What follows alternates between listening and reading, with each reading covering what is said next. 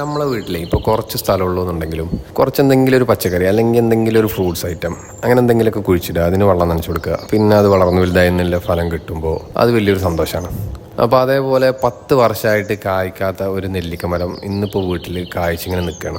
കഴിഞ്ഞ വർഷം വരെ നമ്മളെ വീട്ടിൽ നല്ലൊരു വലിയൊരു മൂച്ചുണ്ടായിരുന്നു. അത് എല്ലാ കൊല്ലവും കായ്ക്കും ചെയ്യും. അതൊന്ന് എല്ലാവർക്കും കൊടുക്കും ചെയ്തിരുന്നു. അത് മുറിക്കേണ്ട ഒരവസ്ഥ വന്നു. അത് മുറിച്ചുകൊണ്ട് തന്നെ നമ്മളെ ഇപ്രാവശ്യം വീട്ടിൽ മാങ്ങ കിട്ടിയില്ല. അപ്പോൾ അതിൻ്റെ ഒരു സങ്കടത്തിലായിരുന്നു. അപ്പോഴാണ് നെല്ലിക്ക കായ്ക്കണത്. ഇനിയിപ്പോൾ ഈ ഒരു റൗണ്ട് ഇട്ടത് കൊണ്ടാണോ കായ്ച്ചതെന്നൊരു ഐഡിയ ഇല്ല. കാരണം ഇപ്രാവശ്യം കാലാവസ്ഥ കുറേ ചേഞ്ച് ആയിട്ടുണ്ട്. യൂട്യൂബിൽ താത്ത കണ്ടിട്ട് ഇങ്ങനെ ഒന്ന് വരഞ്ഞു നോക്കിയതാണ്. അതിനുശേഷം കായ്ച്ചതാണോ എന്ന് അറിയില്ല. ഇനിയിപ്പോൾ കാലാവസ്ഥൻ്റെതാണോ എന്ന് അറിയില്ല. എന്തായാലും മരം ഫുള്ള് കായ്ച്ചിട്ടുണ്ട്. വീട്ടിൽ മറ്റു പലതും ഉണ്ടായിട്ടുണ്ടെന്നുണ്ടെങ്കിലും ആദ്യമായിട്ടാണ് നെല്ലിക്ക ഉണ്ടാവുന്നത്.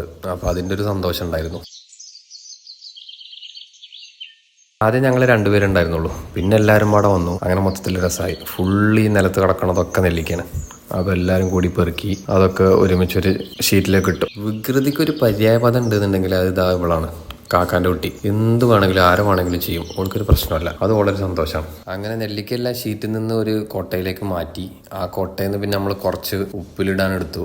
അത് കഴിഞ്ഞിട്ട് നമ്മളെ വീട്ടുകാർക്കും നമ്മളെ നാട്ടിലുള്ളവർക്കും പിന്നെ നമ്മളെ ഫ്രണ്ട്സിനും അങ്ങനെ എല്ലാവർക്കും അത് കൊടുത്തു. അങ്ങനെ അന്നത്തെ ദിവസം കംപ്ലീറ്റ് ആയി.